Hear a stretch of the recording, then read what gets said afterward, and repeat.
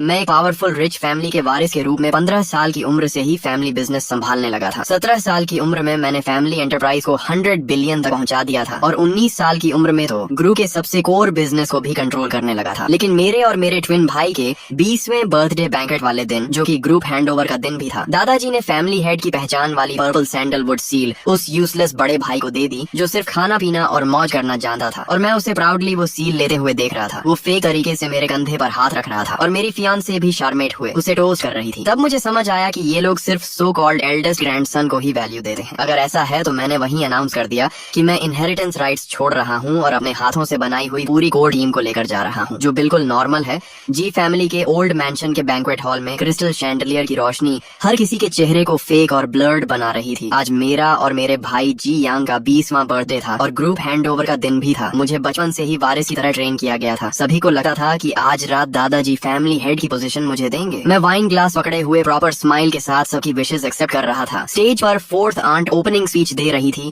और atmosphere peak पर पहुंच चुका था। तभी दादाजी खड़े हुए और पूरा हॉल शांत हो गया। उन्होंने गला साफ किया और जोर से बोले, आज मेरे दोनों पोतों का 20वां बर्थडे है और मेरा रिटायरमेंट डे भी। फिर उन्होंने पॉज लिया और उनकी नजर आखिर में मुझ पर आकर रुकी। उनकी आंखों में कॉम्प्लेक्स इमोशन था। मेरा हार्ट बीट तेज हो गया। जी फैमिली के रूल्स के अनुसार फैमिली हेड की पोजीशन एल्डेस्ट ग्रैंडसन को दी जाती है। मेरा दिल जैसे रुक गया। मैं और जी यांग ट्विंस हैं। वो मुझसे सिर्फ 3 मिनट बड़ा है और उन्हीं 3 मिनट की वजह से मेरी 20 साल की मेहनत खत्म होने वाली थी। मैंने देखा दादाजी ने बॉक्स खोला और वो हैवी सील निकाली। फिर मुझे इग्नोर करके जी यांग की तरफ बढ़ गए, जो मेरे पास ही केयरलेस अंदाज में खड़ा था। जी यांग, आज से तुम जी फैमिली के हेड हो और जी ग्रुप के चेयरमैन भी, याद रखना। तुम एल्डेस्ट ग्रैंडसन हो और जिम्मेदारी निभानी है। जी यांग एक पल के लिए शॉक्ड हुआ, फिर उसके चेहरे पर एक्साइटमेंट फूट पड़ी। उसने ऑलमोस्ट छीनते हुए सील ले ली। थैंक यू ग्रैंडपा, मैं जरूर करूंगा। पूरा हॉल डेड साइलेंट हो गया। सभी की नजरें स्पॉटलाइट की तरह मुझ पर टिक गईं। किसी की आंखों में सिंपैथी थी, किसी में मॉकेरी, और कुछ लोग अंदर ही अंदर खुश थे। मेरे चेहरे की मसल्स स्टिफ हो गईं और मैं स्माइल मेंटेन नहीं कर पा रहा था। तभी मेरे दिमाग में एक क्लियर आवाज गूंजी, हाँ हाँ हाँ, जीत गया जीत गया। मैंने कहा था ना, 3 मिनट पहले पैदा होना ही क्राउन प्रिंस बनने के लिए काफी है। जियान जैसा इडियट, इतना पढ़ा, इतना काम किया, इतना स्ट्रगल किया और आखिर में सब मेरे लिए ही किया। मजा आ गया। मैंने शौक में जियांग की तरफ देखा। वो सील उठाए खड़ा था। चेहरे पर प्योर एरोगेंस था, लेकिन मुंह से बोल रहा था, भाई आगे भी मेरी मदद करना, हम दोनों मिलकर फैमिली संभालेंगे। तब मुझे समझ आया ये उसकी इनर वॉइस है। मुझे नहीं पता मैं उसका मन कैसे सुन पा रहा हूँ। शायद एक्सट्रीम ह्यूमिलिएशन और एंगर ने कोई हिडन एबिलिटी एक्टिवेट कर दी। जियांग मेरे पास आया और मेरे कंधे पर जोर से हाथ मारा। उसकी ताकत में शोइंग ऑफ साफ दिख रहा था। देखो, इसका फेस बचपन से खुद को परफेक्ट दिखाता था। सोचता था सब फिक्स है, लेकिन ओल्ड मैन के लिए मैं ही सबसे इम्पोर्टेंट हूँ। मैंने अपने नेल्स हथेली में गड़ा दिए। तभी मेरी फियांसे ल्यू रुयन वाइन लेकर उसके पास गई। उसने वही एक्सपेंसिव ड्रेस पहनी थी जो मैंने उसके लिए खरीदी थी। उसके चेहरे पर ब्लश था और आंखों में चार्म। जी यांग ब्रो, कंग्रेचुलेशंस, फ्यूचर में मैं आपको रोस्ट करती हूँ। उसने मेरी तरफ देखना भी जरूरी नहीं समझा। तभी उसकी इनर वॉइस मेरे कानों में गूंजी, अच्छा हुआ मैंने सही इंसान चुना। जी यांग केपेबल है तो क्या। जी फैमिली जैसे ट्रेडिशनल क्लैन में सबसे इम्पोर्टेंट ऑर्डर और स्टेटस होता है। अब मैं फ्यूचर चेयरमैन की वाइफ बनूंगी। तब मुझे समझ आया मेरी सारी वैल्यू उन 3 मिनट के सामने कुछ भी नहीं थी। रूल्स और ट्रेडिशन सिर्फ मीडियोक्रिटी को बचाने और टैलेंटेड लोगों को दबाने का बहाना है। मैंने जी यंग को ल्यू रुयन का ग्लास पीते देखा और जानबूझकर उसकी उंगलियों को टच करते देखा। मैंने दादाजी को सेटिस्फाइड होकर बियर्ड सहलाते देखा, जैसे उन्होंने दुनिया का सबसे स्मार्ट डिसीजन लिया हो। और रिलेटिव्स जी यंग के चारों तरफ फ्लैटर कर रहे थे, जैसे मैं कोई बैकग्राउंड कैरेक्टर हूँ। मेरे अंदर का एंगर आखिर टूट गया। मैंने धीरे से मुट्ठी खोली और हंस पड़ा। आवाज धीमी थी, लेकिन पूरे हॉल को चुकर आ गई। मैंने माइक उठाया और स्टेज पर चला गया। लाइट्स फिर मुझ पर आ गई। थैंक यू सभी गेस्ट जो मेरे और मेरे भाई के बर्थडे बैंक्वेट में आए। मैंने जानबूझकर भाई शब्द पर जोर दिया। दादाजी ने सिर हिलाया, अच्छा है, समझदार हो, आगे भी अपने भाई की मदद करना, तुम्हें फायदा मिलेगा। जी यंग स्मर कर रहा था। कंटिन्यू एक्टिंग देखते हैं। कब तक मैं पूरे हॉल को देखकर बोला, अगर जी फैमिली इतना ही एल्डेस्ट ग्रैंडसन रूल को मानती है तो मैं जीएन यहाँ अनाउंस करता हूँ कि मैं वॉलंटरीली इनहेरिटेंस राइट्स छोड़ रहा हूँ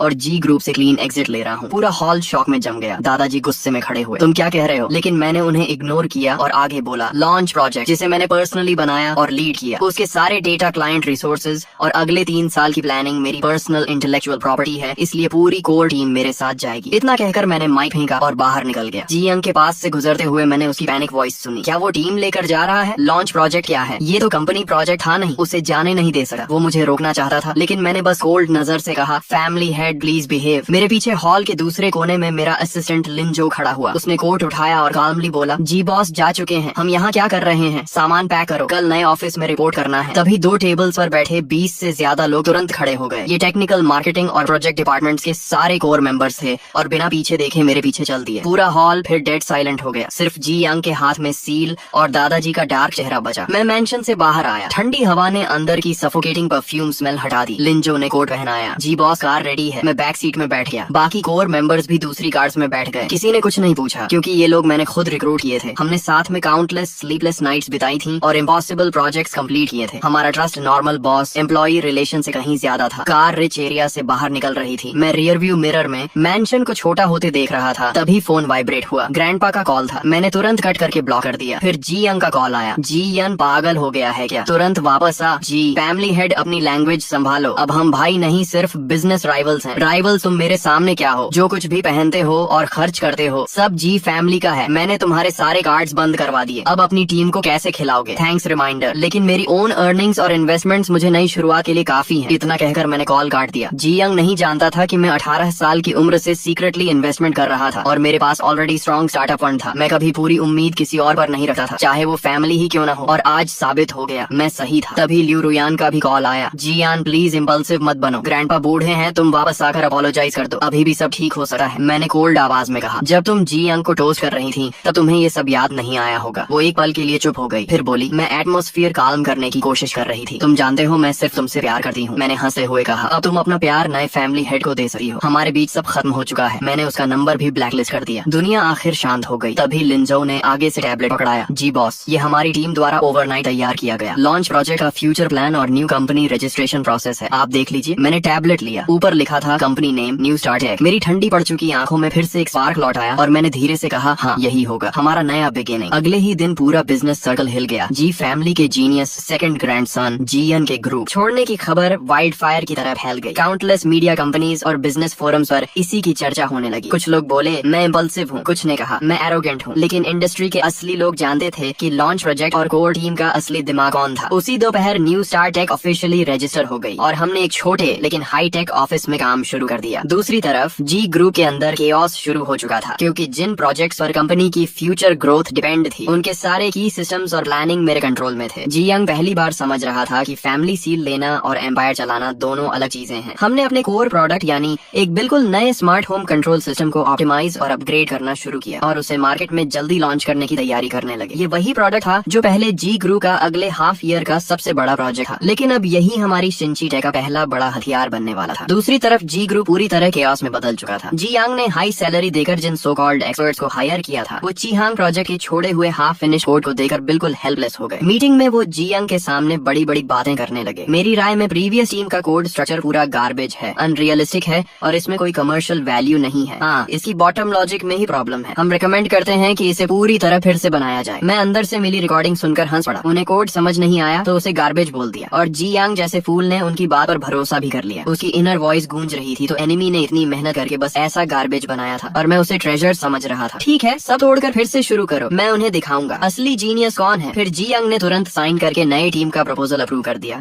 और हमारे ऑलरेडी 90% कंप्लीट प्रोजेक्ट को छोड़कर जीरो से रीस्टार्ट करने का फैसला कर लिया। इस डिसीजन की वजह से जी ग्रुप को इस प्रोजेक्ट में कई करोड़ एक्स्ट्रा इन्वेस्टमेंट और कम से कम आधा साल एक्स्ट्रा टाइम गंवाना पड़ा। ग्रैंडपा ऑफिशियली रिटायर हो चुके थे, लेकिन कंपनी में क्या चल रहा है ये उनसे छुप नहीं सकता था। उन्होंने जियांग को ओल्ड मैंशन बुलाकर जमकर डांटा। बेवकूफ, तुझे पता भी है सब कुछ दोबारा शुरू करने का मतलब क्या होता है। इसका मतलब है कि हमारी पिछले 6 महीने की सारी इन्वेस्टमेंट पानी में चली गई। जी यंग डरते हुए बोला। ग्रैंडपा उन नए एक्सपर्ट्स ने साफ कहा है कि जी यंग सिर्फ एक फैंसी लेकिन यूजलेस शेल छोड़कर गया है। आप हमेशा उसे परफेक्ट मत समझिए, अब वो हमारा एनिमी है। उसकी इनर वॉइस फिर गूंजी। ओल्ड मैन हमेशा उसी की साइड लेता है, अब भी उसी को बचा रहा है। मुझे कुछ बड़ा करके दिखाना होगा ताकि उसे पता चले सही कौन है। आखिर ग्रैंडपा भी उसे रोक नहीं पाए और भारी सांस लेकर चुप हो गए और मैंने इसी परफेक्ट टाइमिंग एडवांटेज को पकड़ लिया। 1 महीने बाद सिंची टेक ने अपनी पहली प्रोडक्ट लॉन्च कॉन्फ्रेंस रखी। मैं स्पॉटलाइट के नीचे खड़ा होकर मीडिया और पोटेंशियल पार्टनर्स के सामने हमारा स्मार्ट होम सिस्टम कीमिंग इंट्रोड्यूस कर रहा था। कीमिंग सिस्टम आपकी जिंदगी को रीडिफाइन करेगा। ये सिर्फ एक कंट्रोलर नहीं बल्कि आपका इंटेलिजेंट स्मार्ट असिस्टेंट होगा। इसकी smooth performance, human friendly design और पावरफुल कंपेटिबिलिटी मार्केट के सभी सिमिलर प्रोडक्ट्स से कई गुना बेहतर थी। लॉन्च होते ही कीमिंग पूरे टेक इंडस्ट्री में सेंसेशन बन गया। उसी दिन हमने देश की टॉप 3 होम डेकोरेशन कंपनीज के साथ स्ट्रेटेजिक पार्टनरशिप साइन कर ली और ऑर्डर्स की टोटल वैल्यू 50 मिलियन से ऊपर पहुंच गई। सिंची टेक एक ही बार में फेमस हो गई। ऑफिस के फोन्स लगातार बज रहे थे, जबकि उसी समय जी ग्रुप अभी तक अपने नए प्लान का बेसिक स्ट्रक्चर भी पूरा नहीं कर पाया था। जब जी यांग ने न्यूज में मुझे कॉन्फिडेंस के साथ स्टेज पर देखा और कीमिंग सिस्टम के अमेजिंग फीचर्स देखे तो उसने गुस्से में अपना फेवरेट एंटीक वेस तोड़ दिया। ये इम्पॉसिबल है, ये तो वही प्लान है जो हमने बनाया था। वो 1 महीने में इतना पावरफुल कैसे हो गया? तब जाकर उसे एहसास हुआ कि वो उन फेक एक्सपर्ट्स द्वारा बेवकूफ बनाया बनाया गया था जिसे वो गार्बेज समझ रहा था, वो एक्चुअली मार्केट बदल देने वाला गोल्ड था और उसने खुद उस गोल्ड को डस्टबिन में फेंक दिया। जी ग्रू के स्टॉक्स फिर बुरी तरह गिर गए। बोर्ड मीटिंग में जो अंकल्स पहले ग्रैंडपा की साइड लेते थे अब कंप्लेन करने लगे। देख लिया क्या हो गया, जीएन के जाते ही कंपनी और नए प्रोजेक्ट्स ऑलमोस्ट कोलैप्स हो गए और अब वही हमारे प्रोजेक्ट को लेकर हमारा बिगेस्ट कॉम्पिटिटर बन गया। ये आखिर हो क्या रहा है? ग्रैंडपा मेन सीट पर बैठे थे और उनका चेहरा इतना डार्क था जैसे पानी टपक पड़े। वो दांत पीस कर बोले, जीएन, उस बास्टर्ड के पंख निकल आए हैं। उसने पलट कर काटना शुरू कर दिया, लेकिन उन्हें नहीं पता था कि ये तो सिर्फ शुरुआत थी। चीमिंग सिस्टम की सक्सेस ने शिंची टेक को इंडस्ट्री में मजबूती से खड़ा कर दिया। हमने तुरंत मार्केट एक्सपैंड करना शुरू किया और सिर्फ 3 महीनों में domestic high and smart home market का 30% हिस्सा अपने नाम। लेकिन लियू रुयन की हालत भी अच्छी नहीं रही। जी यांग बाहर लड़कियों और पार्टीज में बिजी रहने लगा और उसे पूरी तरह भूल गया। लियू फैमिली ने गलत साइड चूज की थी, इसलिए उनकी सोशल पोजीशन भी तेजी से गिरने लगी। सुनने में आया कि लियू रुयन कई बार पार्टीज और बिजनेस इवेंट्स में मुझसे मिलने की कोशिश करती रही, लेकिन हर बार मेरे बॉडीगार्ड्स ने उसे बाहर ही रोक दिया। मैंने उसे एक बार भी प्रॉपरली देखने की जरूरत नहीं समझी। कुछ लोग एक बार लाइफ से निकल जाएं तो हमेशा के लिए खत्म हो जाते हैं और मेरे पास ऐसे बोरिंग लोगों और चीजों पर वेस्ट करने के लिए बिल्कुल समय नहीं था। मेरा असली लक्ष्य था उस रॉटन और एरोगेंट जी ग्रू को पूरी तरह खत्म करना, जो सिर्फ ब्लड लाइन और एल्डेस्ट सन रूल्स को ही सब कुछ मानता था। जी ग्रू की फाइनेंशियल कंडीशन अब कोलैप्स होने की कगार पर पहुंच चुकी थी। जी यंग की बेवकूफ इन्वेस्टमेंट्स एक बॉटमलेस पिट की तरह कंपनी का पैसा निकल रही थी और कोर बिजनेस की डाउनफॉल की वजह से कंपनी रेवेन्यू भी बुरी तरह गिर चुका था। बैंक्स लोन रिपेमेंट मांगने लगे, सप्लायर्स पेमेंट के लिए ऑफिस पहुंचने लगे, कंपनी के अंदर पैनिक फैल गया, एम्प्लॉइज सीक्रेटली रिजाइन करने लगे। आखिरकार जी यंग डर गया, उसके पास कोई तरीका नहीं बचा, इसलिए वो फिर से ओल्ड मैंशन में दादाजी के पास मदद मांगने पहुंच गया। स्टडी रूम में दादाजी लेटेस्ट फाइनेंशियल रिपोर्ट देकर कांप रहे थे। सिर्फ 6 महीने में तुमने कंपनी की ये हालत कर दी। जी फैमिली की 100 साल पुरानी लेगेसी तुम्हारे जैसे निकम्मे की वजह से खत्म हो जाएगी। जी यांग जमीन पर घुटनों के बल बैठ गया और रोते हुए बोला, ग्रैंडपा, मुझसे गलती हो गई, प्लीज एक बार और मदद कर दीजिए। ओल्ड मैन के पास जरूर सीक्रेट मनी होगा, अगर वो निकाल दें तो कंपनी बच सकती है। वंस कंपनी स्टेबल हो गई तो मैं सब संभाल लूंगा। दादाजी ने आंखें बंद कर ली, उनके चेहरे पर सिर्फ थकान और डिसअपॉइंटमेंट बची थी। काफी देर चुप रहने के बाद उन्होंने कहा, अभी सिर्फ एक रास्ता बचा है। जियांग तुरंत बोला, कौन सा रास्ता? दादाजी ने भारी आवाज में कहा, जियन को वापस लाओ। अगर वो वापस आने को तैयार हो जाए तो मैं फैमिली सील उसे दे दूंगा और तुम्हें उसका असिस्टेंट बना दूंगा। आखिर इस हालत में उन्हें झुकना ही पड़ा, लेकिन जी यंग तुरंत भड़क गया, इम्पॉसिबल, मैं उसके सामने झुकूं और उसका असिस्टेंट बनूं? मैं ही एल्डेस्ट ग्रैंडसन हूँ, मैं ही फैमिली हेड हूँ। उससे माफी मांगने से अच्छा तो मैं मर जाऊँ। वो आखिर है क्या? बस मेरे पेरेंट्स का उठाया हुआ एक आउटसाइडर। तभी उसकी इनर वॉइस मेरे दिमाग में गूंजी। आउटसाइडर ये शब्द बिजली की तरह मेरे दिमाग में गिरा। मैं हमेशा सोचता था कि हम ट्विंस हैं, बचपन से सब यही कहते आए थे, क्या सच कुछ और है? मैंने तुरंत लिंजो को ऑर्डर दिया कि जिस हॉस्पिटल में हमारा जन्म हुआ था वहाँ के सारे पुराने रिकॉर्ड्स निकलवाए जाएं। 3 दिन बाद लिंजो मेरे सामने एक पुरानी बर्थ सर्टिफिकेट में मदर का नाम मेरी माँ का ही था, लेकिन बेबी इन्फॉर्मेशन में सिर्फ जी यांग का नाम लिखा था और डीएनए रिपोर्ट ने तो सब क्लियर कर दिया। एक रिपोर्ट में जी यांग और मेरे पेरेंट्स के बीच रियल ब्लड रिलेशन था, लेकिन दूसरी रिपोर्ट में मेरे और उनके बीच कोई ब्लड रिलेशन नहीं था। यानी मैं असल में जी फैमिली का बच्चा था ही नहीं। मुझे उसी दिन हॉस्पिटल से उठाकर लाया गया था। नहीं, शायद ये कोई एक्सीडेंट नहीं था। जी फैमिली जैसी पावरफुल फैमिली 20 साल तक ऐसी गलती नोटिस ना करे, ये इम्पॉसिबल था। इसका मतलब ये सब जानबूझकर किया गया था। शायद उस समय जी यांग बहुत वीक और सिक पैदा हुआ था, इसलिए फैमिली ने एक हेल्थी बच्चे की जरूरत में मुझे उठा लिया ताकि दुनिया को ट्विंस की कहानी सुनाई जा सके। और मैं सिर्फ उनका बैकअप प्लान था। मुझे हेयर की तरह ट्रेन सिर्फ इसलिए किया गया क्योंकि जी यांग कमजोर था, लेकिन जैसे ही वो बड़ा होकर हेल्थी दिखने लगा मैं एक्सपेंडेबल बन गया। एल्डेस्ट ग्रैंडसन वाला रूल सिर्फ एक एक्सक्यूज था ताकि लीगली सब कुछ जी यांग को दिया जा सके। आखिर में ये सब एक केयरफुली प्लान्ड स्कैम निकला। मैं जी यांग शुरू से आखिर तक सिर्फ जी फैमिली की चेसबोर्ड का एक पॉन था। ये सच मेरे दिल में बची हुई आखिरी उम्मीद को भी खत्म कर गया। लेकिन हैरानी की बात ये थी कि मुझे ना गुस्सा आया ना दुख, मेरे अंदर बस डरावनी शांति बची थी, क्योंकि अब मेरे और जी फैमिली के बीच कोई ब्लड रिलेशन नहीं था। इसलिए अब जो कुछ भी मैं करूंगा उसमें मुझे कोई गिल्ट महसूस नहीं होगा। उधर दादाजी के प्रेशर में आकर आखिरकार जी यांग ने मुझे फोन किया। कॉल कनेक्ट होते ही उसने दांत पीसते हुए कहा, जी यान, क्या तुम फ्री हो? हमें मिलना है। उसकी इनर वॉइस लगातार मुझे गालियां दे रही थी। बस पैसे मिल जाएं, फिर देखना मैं इसे कैसे बर्बाद करता हूँ। मैंने शांत आवाज में पूछा, क्या बात है? उसने मजबूरी में कहा, ग्रैंडपा चाहते हैं कि तुम वापस आकर कंपनी बचा लो। मैंने उसे बीच में ही रोक दिया, अगर मुझे वापस चाहिए तो मेरी कंडीशंस होंगी, पूरे शेयर होल्डर्स मीटिंग के सामने और मीडिया के सामने। तुम और दादाजी खुद फैमिली सील और चेयरमैन अपॉइंटमेंट लेटर मेरे हाथ में दोगे और अपने पुराने फैसले के लिए पब्लिक अपॉलॉजी भी करोगे। जी यंग पागलों की तरह चिल्लाया, इम्पॉसिबल, हम तुमसे माफी मांगे, तुम खुद को समझते क्या हो? मैंने ठंडी आवाज में कहा, तो फिर तैयार रहो 1 हफ्ते बाद जी ग्रू की बैंक्रप्सी देखने के लिए। और मैंने कॉल काट दिया। मुझे पता था दादाजी अपनी रेपुटेशन बचाने के लिए कुछ भी करेंगे। वो कभी नहीं चाहेंगे कि जी ग्रुप उनके हाथों खत्म हो। 2 दिन बाद खुद दादाजी का फोन आया। उनकी आवाज पहले जैसी पावरफुल नहीं रही थी। उन्होंने थकी हुई आवाज में कहा, तुम्हारी सारी कंडीशंस मंजूर हैं। फ्राइडे को शेयर होल्डर्स मीटिंग होगी। मीटिंग वाले दिन पूरा कॉन्फ्रेंस हॉल मीडिया और शेयर होल्डर्स से भरा हुआ था। दादाजी स्टेज पर आए। उनका चेहरा बूढ़ा और कमजोर लग रहा था। उन्होंने माइक पकड़ा और भारी भारी आवाज में कहा, मेरी गलत डिसीजंस और जी यंग की लैक ऑफ एक्सपीरियंस की वजह से कंपनी क्राइसिस में आ गई है, इसीलिए बोर्ड ने फैसला लिया है कि जी यंग को वापस चेयरमैन बनाया जाएगा। इतना कहकर उन्होंने पर्पल सैंडलवुड सील और अपॉइंटमेंट लेटर उठाया और कांपते हुए मेरी तरफ बढ़ने लगे। सभी मीडिया कैमरास उसी मोमेंट को कैप्चर कर रहे थे। हर किसी को लगा